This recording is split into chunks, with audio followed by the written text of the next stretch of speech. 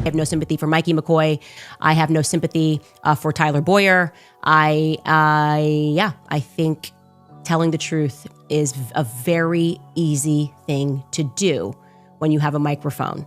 And if you don't want to tell the truth, it just makes you look more suspicious. And I can give you an example of that. The only reason that people lie. Anytime you lie, it's because you're covering up the truth. You're engaging in a cover-up, even if it's a white lie. The world hasn't stopped talking about the Charlie Kirk case. What began as a tragic shooting has exploded into a maze of secrets, power plays, and accusations that reach deep into the conservative world. It all started on September 10th, 2025, at Utah Valley University. Charlie Kirk was giving a speech for his American Comeback Tour. The crowd, over 3,000 people, was cheering, waving flags, and chanting his name. But at 12:23 p.m., a loud shot was heard, and everything changed. A single bullet sliced through the air and hit Charlie in the neck. The shot came from a rooftop nearby, clean, precise, almost professional. Within minutes, chaos filled the hall. Kirk was rushed to the hospital, but it was too late. The FBI moved fast. Within 33 hours, they announced they'd caught the shooter, Tyler Robinson, a 22-year-old former Utah State student who admitted he hated Charlie's politics. He even confessed on Discord and to his parents. Case closed, right? Not even close. Almost immediately, people started asking questions. He set it up in a way that, like, okay, you're saying something that's actually factually inaccurate, right, according to the narrative. Now, let's be real clear. I don't necessarily think they know what's going on yet. There's a lot of weird shit going on with this. I know. Yeah. Another angle of a potential shooter of where this shot could have come from. Talking about Charlie Kirk now? About Charlie Kirk. That's the one, right? Pat, is that the one we're talking about? That conversation? Yeah, that was, and from my opinion, Patrick, this dude and a bunch of shooters and a bunch of snipers, and me and Tom actually had a conversation last night. Never go with the official narrative. Did you see this, Tom? Yes, I did. I was watching a report by what appeared to be a very rational and specific ex-military gentleman from Turkey that was talking about the forensics. This guy? This is the guy. No, there's another one. There's another guy. This guy is equally sane, and he's saying, hey, look, that appears to me to be an exit wound. And when I go and look at this, and by the way, Kash Patel said on Sunday that the FBI is looking at leads, including the location of the shot and the angle of the bullet, potentially a second shooter. And that's what Kash Patel said on the Sunday news show. So this does not appear, Pat, that it's one crazy person. Does this say that Kash Patel said there's a second shooter? Yes, sir. The timeline didn't quite make sense. Witnesses gave conflicting stories. The suspect seems like he's being framed too. So I'm putting together a picture, and the obvious thing to me, if I am a detective, is you're only lying because you're hiding something, right? And it seems to me like they're trying to not upset the very people that were pressuring him. They want him to be this committed Christian Zionist. He never faltered on it. If you want that money to keep going, are these donors still pressuring you? Now, why is Bibi Netanyahu lying? I don't know. But what I do know is we aren't getting the truth about anything. Then you couple that with Turning Point is lying, covering. That could just be financial, trying to protect the finances after Charlie, who knows.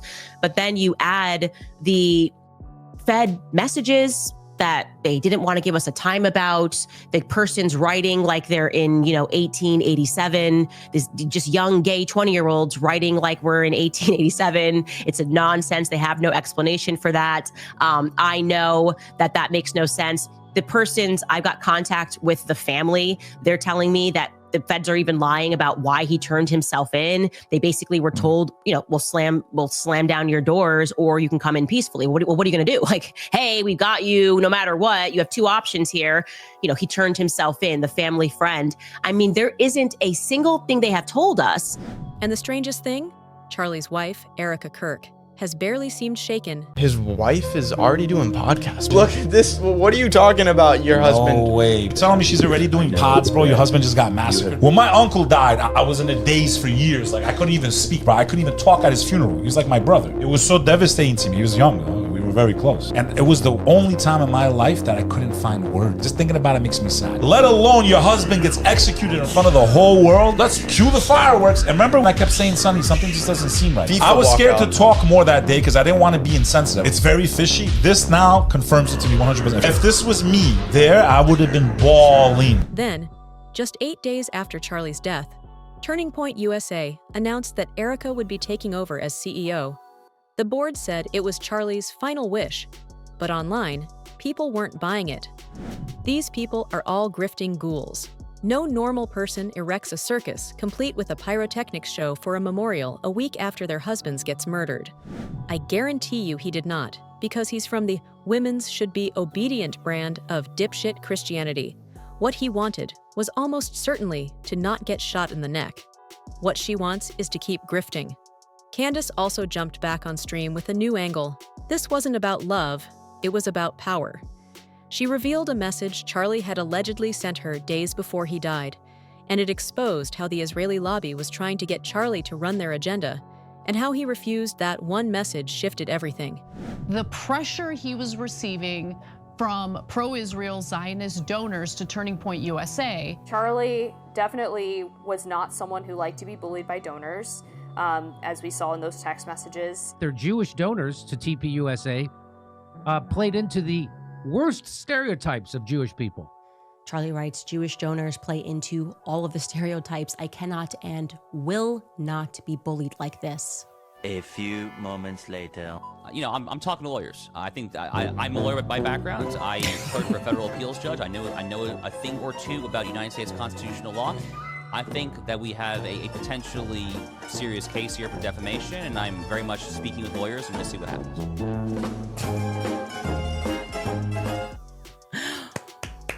Well done, Joshi. Well done. Very good, Joshi. Try your best to curb your Zionism. I know it's hard, but do your best. Too funny. Also, I want to shout out John Miller on X. He made me laugh. I mean, I was really laughing when I saw his tweet about Josh Hammer threatening to sue me. He just wrote this, and it said it all. He said, "They really trying to make us believe this is the good guy." LMAO. I mean, come on. Yeah, I mean, he just looks like a Bond supervillain. That's just what he looks like.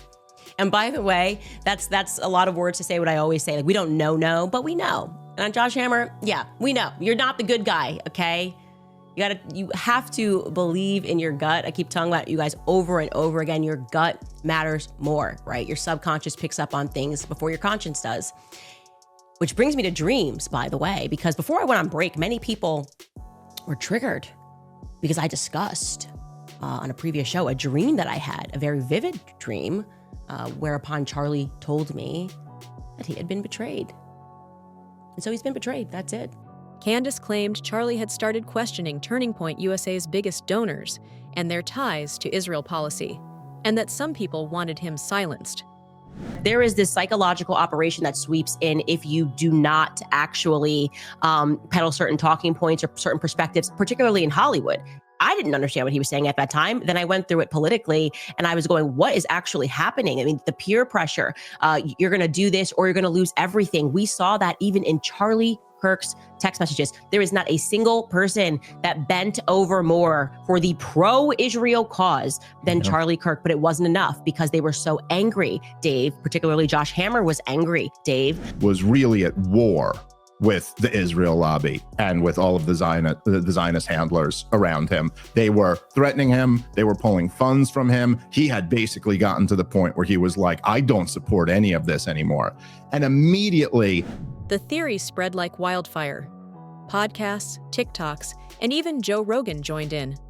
On his show, Rogan slowed down the Utah footage frame by frame. "Something's not right here," he said. The clip racked up millions of views overnight. By now, the question wasn't who fired the gun, but who wanted Charlie gone. Candice Owens did not stop investigating that very question. And where it led her was nothing short of horrifying. According to her, Charlie had suspiciously been tracked for a very long time before his murder. Obviously, this has been my obsession since we all watched Charlie Kirk be executed in front of the world, and then a lot of people lie about it, and a lot of people who were not acting right or grieving right, who were his closest comrades and business partners. And let's be frank, as I get inch closer and closer to discovering the truth, we should recognize that this is pretty dangerous stuff.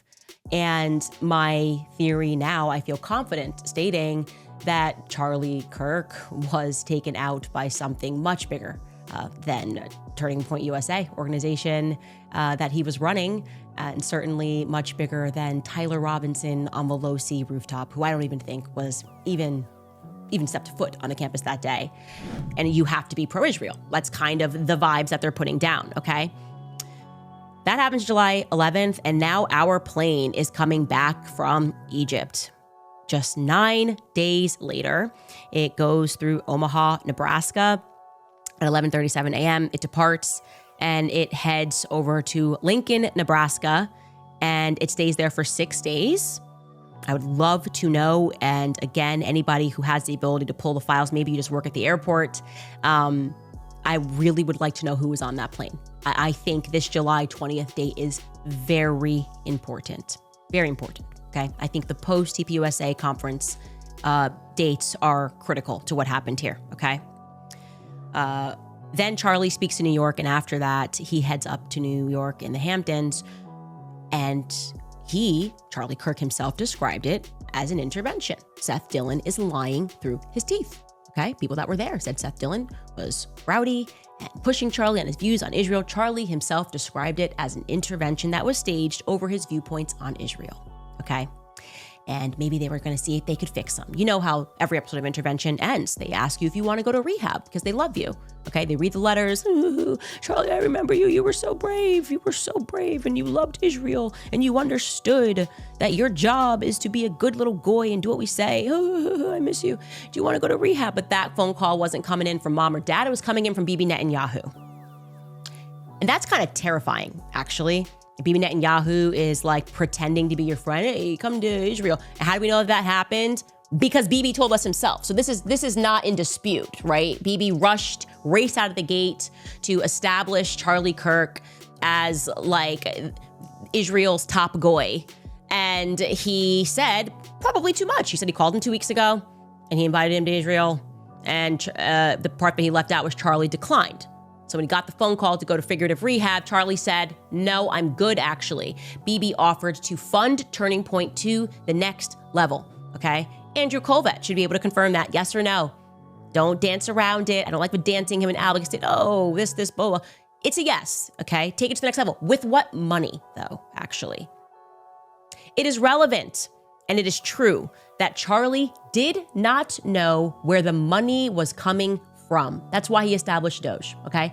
He did not know where the money was coming from or where it was going to. That sounds to me like a very sophisticated money laundering operation could have been happening under his nose. And that's when the story took its next wild turn.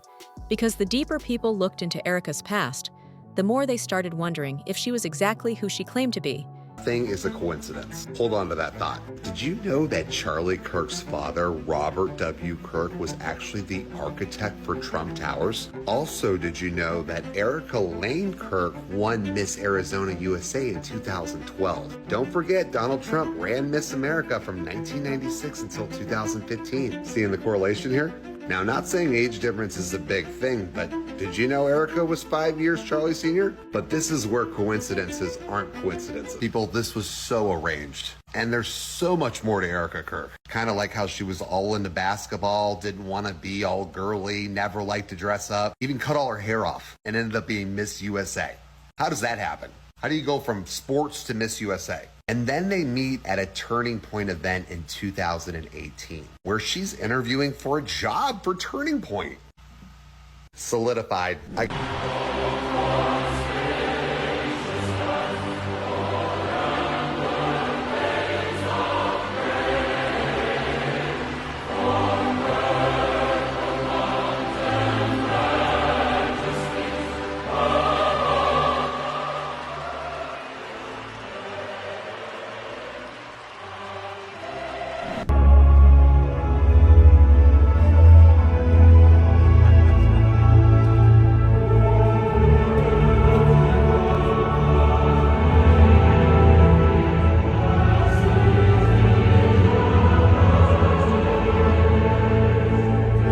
perhaps the most heavily scrutinized moment of Erika Kirk's behavior after Charlie Kirk's death came during a seemingly affectionate hug she gave to J.D. Vance. Is my husband. No. But I do see some similarities of my husband in J.D. and Vice President J.D. Vance. I do. And that's why I'm so blessed to be able to introduce him tonight, because he understands the fight that we're up against. And he can articulate that in a way that transcends. He's an amazing man. A behavioral analyst by the name of the Behavior Arts actually analyzed Erika and Vance's body language during the hug. He's got his hand on her lower back, and I think he immediately just taps her like this to kind of bring that level of like closeness and what it suggests down just a little bit. Like tap, tap, hey, we're friends here type thing. He's also the one to break away from the hug first and to look away first. These are huge indications. So you'll notice he leans out like this first. His hand makes a pit stop on her waist over here, which does suggest closeness, a close bond. But as he backs away, he almost instantly breaks eye contact as he looks up, getting ready to address the audience, while she breaks away second and looks at him. So at the very least, there are a few little details coming from him that suggest that he's trying to manage a little bit the way this hug comes off.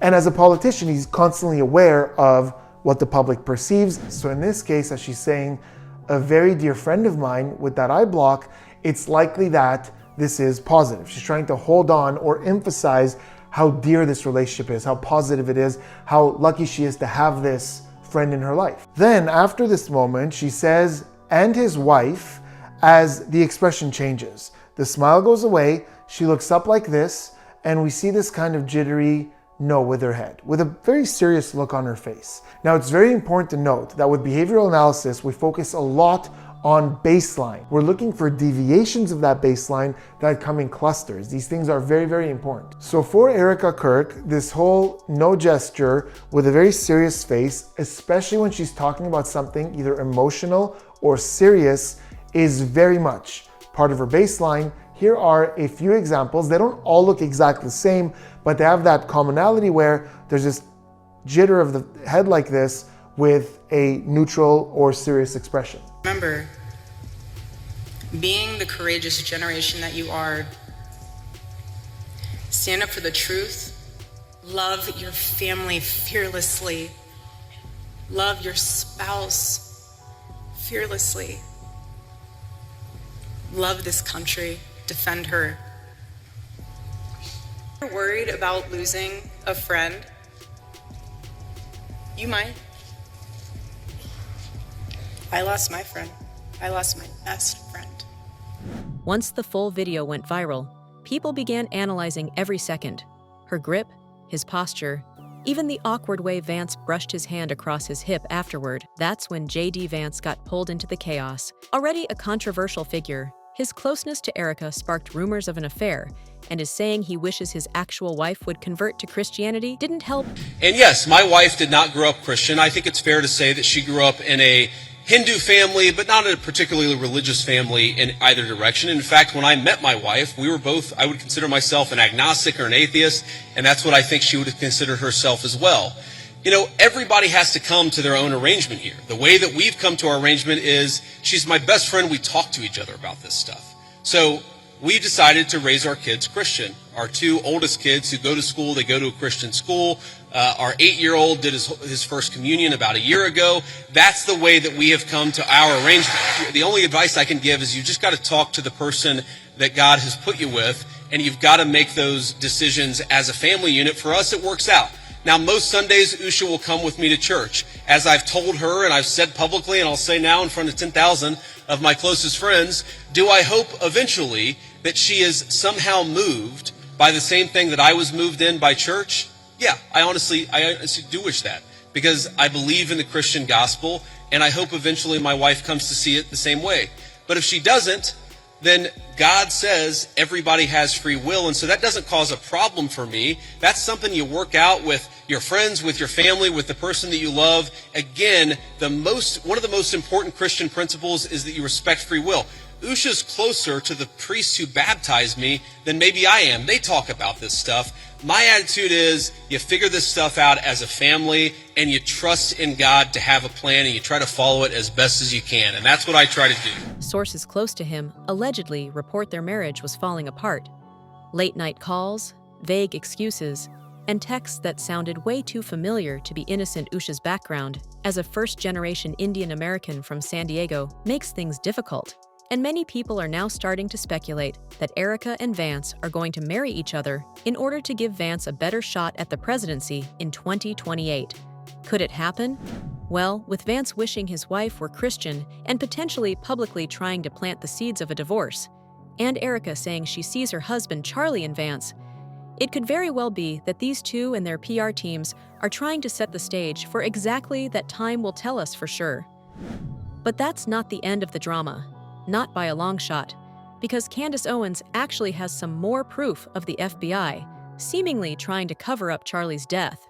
Well, I have it now on a very well-placed authoritative source, that the FBI is putting an absurd amount of pressure right now on the authorities in Utah and also the rest of the government in Utah to come out and to say that the Charlie Kirk case is closed. They want it over. They want Charlie's assassination to be officially ruled lone gunman.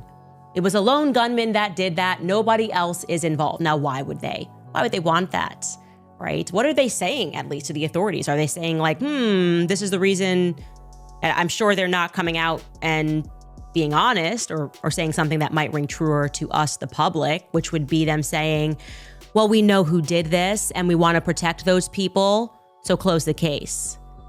What they're actually saying instead is essentially, if you don't close the case against Charlie Kirk and rule it a lone gunman, then it might mess up our prosecution against Tyler Robinson. That feels a little bit to me like moral blackmail.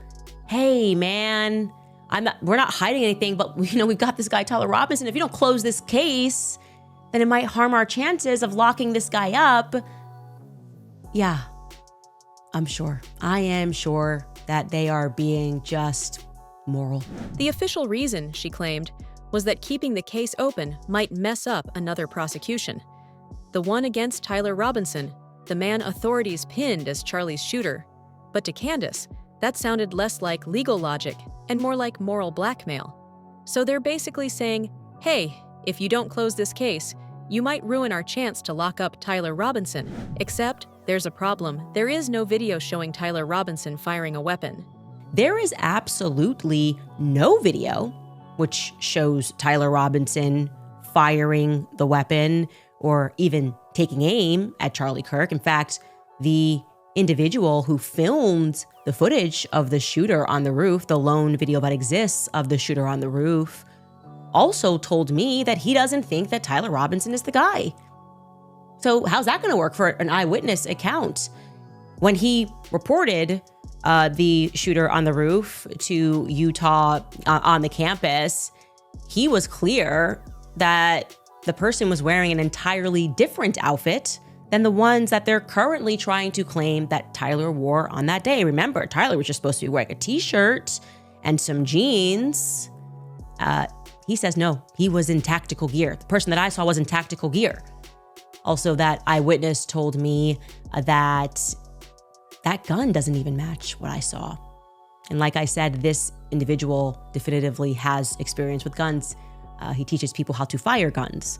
So according to him and what he observed, if he's going to be brought into this court case that they're saying they want to, they'll bring charges against Tyler, he's going to testify and say, no, that doesn't look like the gun. That doesn't look like the person. So how's this going to work? Also, according to the individual that told me this, regarding the feds trying to push for this case closure, the feds don't even have any footage that explains how exactly the rifle in particular got onto the roof. That stuns me. That's stunning information, right? Because all we have is, well, in the indictment, he dropped onto the roof at 12:15 p.m. Tyler Robinson just dropped onto the roof. I guess in our minds, we assumed on the basis of the picture that they released the sole picture or set of pictures from the same moment of him walking up the stairs. We assumed that he, like I said, stanky-legged it, the whole stanky leg all the way up onto the rooftop. That was our perception. But it turns out, according to my source, they don't know how the rifle got onto the roof. The source says that it was too fragmented to match Tyler's rifle, so they don't have even the bullet. And let us not forget that Tyler himself has not confessed to anything. And that part also didn't make sense. He said they brought him in, Bill Ackman puts up $1 million, Tyler's dad gets the sheriff friend to come over, and they say he did it, and the police come and they bring him in, they bring Tyler Robinson in, but Tyler Robinson doesn't confess? So how did you arrest him?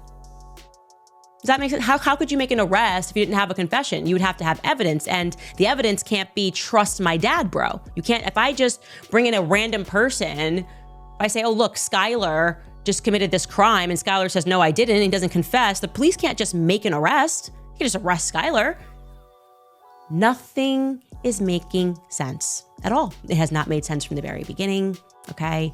And that's because the feds are involved. And I believe the feds know exactly what happened. In fact, I don't think it's a stretch of imagination when we examine history to assume that they maybe even had some foreknowledge.